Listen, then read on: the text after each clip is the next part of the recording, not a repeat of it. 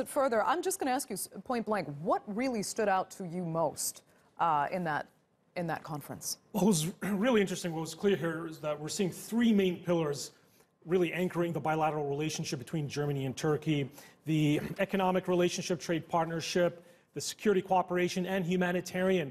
Let's look at what's happening with Syria. Turkey really as a gateway here to Europe, as atrocities and pile up in Syria, as the Assad regime's war machine moves forward. It seems that Turkey was able to successfully stop an assault in Idlib through a deal it brokered with Russia. Of course, also discussions between Turkey and the U.S. played into this. But Turkey here hosting 3 million Syrians, preventing another wave of migrants from fleeing northern Syria, from fleeing Idlib, so potentially stopping a repeat of the 2015 migrant scenario, many of whom in Germany viewed that as a crisis. So that was very important to see, and that goes back to the security cooperation. We saw statements from German officials thanking Turkey for its counterterrorism support, for Turkey's continued crackdown against Daesh, which also has targeted Germany in the past. So that continued cooperation between Germany and Turkey on the counterterrorism front is going to be absolutely crucial, not only for Germany, but for the entire European Union, with Germany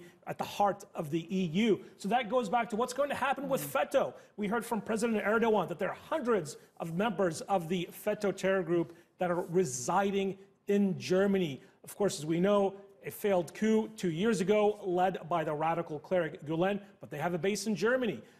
We saw a level of reluctance by German officials and by Merkel in this press conference to declare FETÖ a terror group. Now, Germany has not officially designated FETÖ as a terror group, although it has designated the PKK as a terror group. So on the security front, there are still some issues to be worked out on whether or not Germany will aggressively prosecute the FETÖ terrorists that are on German soil, and whether or not they will respond with the alarcity that the Turkish government is asking of the Germans, given what the Turkish government believes the FETÖ network, the FETÖ terror network, has been complicit in terms of not only the failed coup, but continued national security threat that Turkey views that FETÖ poses in addition to the PKK. So look at that issue as being a major point of contention. We may see some movement forward by the German government, although we'll have to wait and see. It seems that continued negotiations behind closed doors are going to continue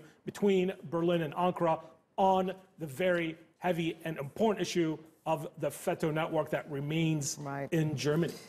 Yeah, it's important to note that it was a very diplomatic tone taken, because the press really pressed Angela Merkel, the German press in particular, about what will happen with their German nationals that are being detained in Turkey for security issues, and then also being asked about the Turkish FETÖ suspects that are still in Germany. And she was very careful to not give definitive answers. Everything is still, the door is open, it is still being investigated. Germany is still looking at, and it is possible that they will find that the PKK and FETÖ terror organization should be in the same category and treated both equally as a terrorist organization under international law. So she left the door open, let's put it that way.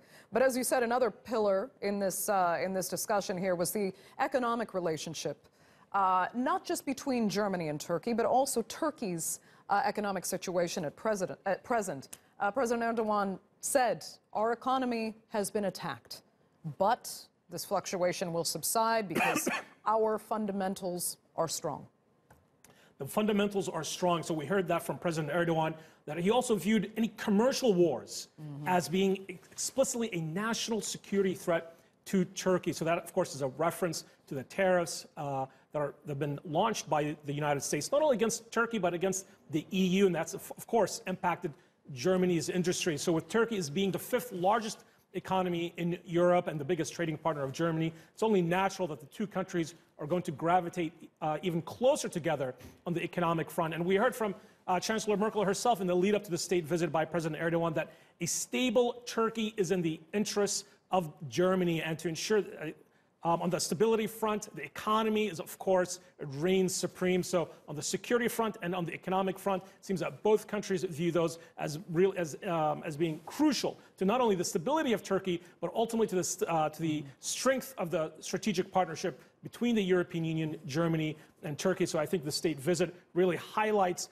these matters, and it seems that we may see some forward movement. We'll have to wait and see. At least on the economic front, very positive. Whether or not Germany will move forward on the security front, we'll have to just wait and see. But very important for Turkey, and I think that this state visit is going to reverberate throughout the entire European Union. We will have to wait and see, but there at least was mutual respect on behalf of both leaders there. I mean, when Erdogan was pressed on the issue of Can Dündar in detention here in Turkey, he was able to say, and Angela Merkel could not disagree, because again, this is the independence of the judiciary here in Turkey, that he was seen as an agent attempting to expose state secrets, and that the judiciary will independently take care of these cases.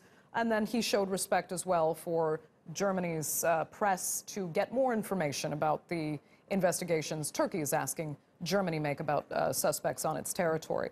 I'll tell you what, Oubai, we will, if I'm not mistaken, no, we do have a few more minutes here. So tell us about the other issue. This did come up at the beginning, but it wasn't raised again.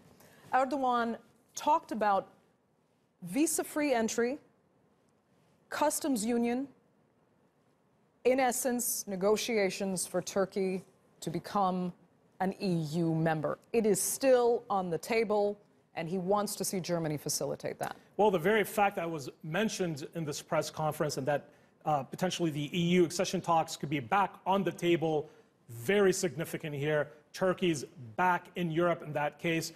One way or another, whether or not the EU accession talks move forward, what's very clear is that Turkey still has a very much central role to play in the future of the EU, economically, from the humanitarian perspective, and security-wise. Let's not forget that at the end of the day, Turkey is the gatekeeper when it comes to ensuring that the EU is free from terrorism and from international terror networks. So the fact that we heard mentions of the EU accession talks and of potentially the customs union, I think is a very important first step. We're still going to be a very, very long ways from that, but it seems that Turkey very much still has its eye on moving even closer to the European Union. Okay.